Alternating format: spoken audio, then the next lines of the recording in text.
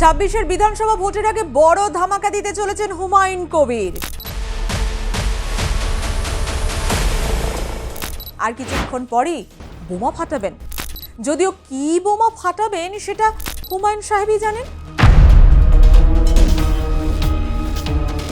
তৃণমূল থেকে সাসপেন্ড হওয়ার পর থেকেই তো হুঙ্কার দিয়ে যাচ্ছেন। তার কথায় এটুকু স্পষ্ট যে তিনি শাসক শিবিরের সংখ্যালঘু ভোটে ভাগ বসাতে চাইছেন। তাই তো দল ঘোষণার আগেভাগেই বেলডাঙ্গায় বাবরি মসজিদের ভিত্তিপ্রস্তর স্থাপন করে খেলা জমিয়ে দিয়েছেন হুমায়ুন কবির। কিন্তু তার হুঙ্কার ফাঁকা কলসির আওয়াজ হবে না তো। ইতিমধ্যেই সভার প্রস্তুতি চলছে পুরো দমে। নিজেই সভার প্রস্তুতি খতিয়ে দেখেন। মুর্শিদাবাদ ছাড়াও অন্যান্য জেলার মানুষদেরও সভায় যোগ দেওয়ার আহ্বান জানিয়েছেন তিনি। আমার বিশেষ বার্তা যে আগামীকাল ঠিক বেলা 12টায় বেলডাঙ্গার মির্জাপুর খাগড়ুপাড়া মোড়ে একটি বিরাট সাধারণ মানুষের উপস্থিতিতে একটি বিরাট রাজনৈতিক জনসভা অনুষ্ঠিত হবে। আমার নতুন রাজনৈতিক দলের সূচনা এখান থেকেই ইনশাল্লাহ আগামীকাল ঘোষণা করা হবে। গোটা বাংলার সাধারণ নিপীড়িত, বঞ্চিত, লাঞ্ছিত, অপমানিত মানুষকে সঙ্গে নিয়ে বাংলার উন্নয়নের জন্য, বাংলার মানুষের ন্যায্য অধিকারকে প্রতিষ্ঠা করার জন্য বাংলার সাধারণ মানুষ দলমত নির্বিশেষে যে যা দলে ইতিপূর্বে যুক্ত আছেন বা হয়ে আছেন তাদের সকলের প্রতি আমার আবেদন, আগামী দিন যে নতুন দলের সূচনা 22 ডিসেম্বর সোমবার বেলা 12টায় বেলডাঙ্গার মির্জাপুরের খাগড়ুপাড়া মোড়ে 50 বিঘি জায়গার উপরে একটি বিরাট রাজনৈতিক সভা অনুষ্ঠিত হবে। এই নতুন দলের চেয়ারম্যান হিসাবে আমি হুমায়ুন কবির আপনাদের কাছে, সকলের কাছে আবেদন রাখছি যে আমার সঙ্গ দেওয়ার জন্য আমাদের কালকের জনসভায় বেলডাঙ্গা তথা গোটা মুর্শিদাবাদের 26টা ব্লক, এছাড়াও মালদা, উত্তর দিনাজপুর, দক্ষিণ দিনাজপুর, কুচবিহার, নদিয়া, 2 বর্ধমান, বীরভূম, হুগলি, হাওড়া,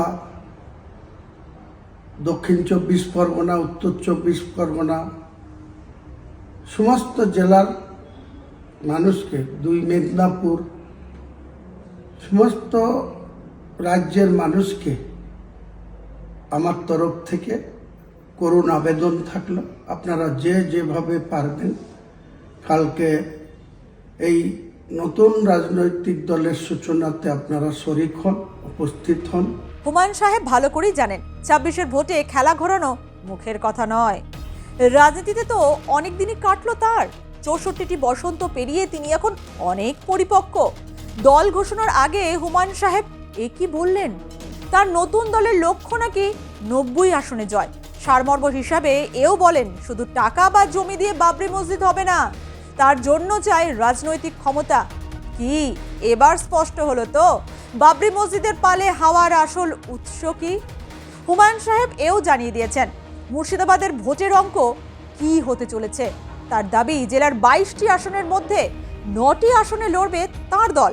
পাশাপাশি কংগ্রেসকে 9টি, সিপিএমকে 3টি ও নওশাদ সিদ্দিকীকে 1টি আসন ছাড়ার কথা বলেছেন। এই আসন ছাড়ার কথা বলে কি আভাস দিতে চাইছেন হুমায়ুন কবির?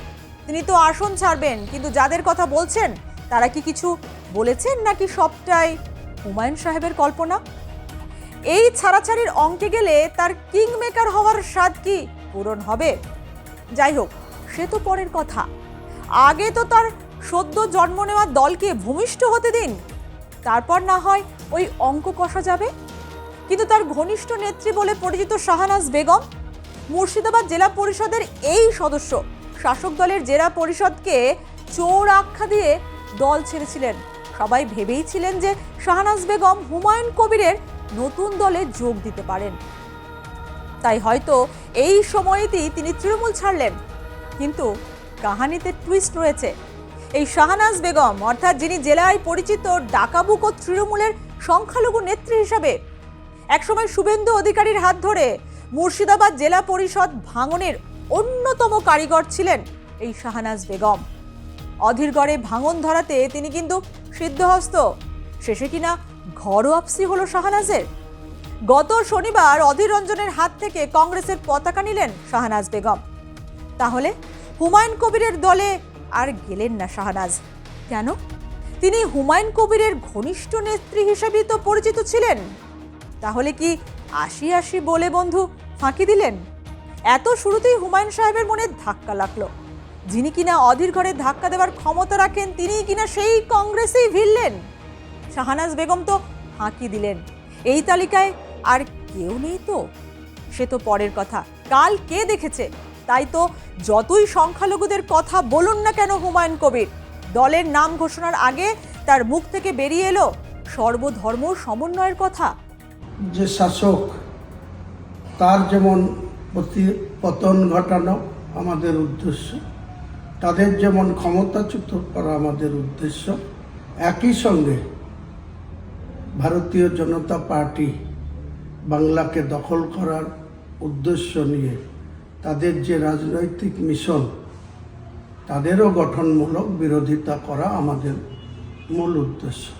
কাজেই আমাদের এই সার্থকতা যাতে আগামী দিনে সাধারণ মানুষের সার্থকতাতে পরিণত হয় বা সাধারণ মানুষ যাতে এতে উপকৃত হয়, তাদের ন্যায্য অধিকার যাতে প্রতিষ্ঠিত হয়, বাংলার উন্নয়ন যাতে দ্রুত গতিতে আগামী দিনে কর্মসংস্থানকে আমরা বেশি বেশি করে গুরুত্ব দেব।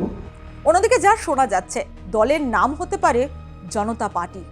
এই দল নাকি আম জনতার কথাই বলবে আর ভাববে।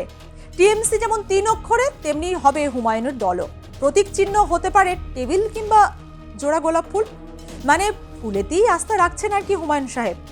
জাতীয় পতাকার রঙের কাছাকাছি হবে দলীয় পতাকা, অর্থাৎ তৃণমূল ও কংগ্রেসের মতোই হবে দলীয় পতাকা। তবে কি হুমায়ুন সাহেবের দলে মুখ হিসাবে ভিড় থাকবে তৃণমূল ও কংগ্রেস থেকে মুখ ফেরানো নেতাদের? যদিও আর তো কয়েক ঘন্টা, তারপরই বোঝা যাবে মূল চিত্রনাট্যে কি লেখা রয়েছে। যাই হোক, বাংলায় ফুলের রাজনীতি বেশ হিট। তবে জনতাকে ফুল ভাববেন না, ওটি ভাবলে চিৎপটাং হতে বেশি সময় নেবে না। এখন দেখার জনতা জনার্দন কোন ফুলের সুবাস নেয়।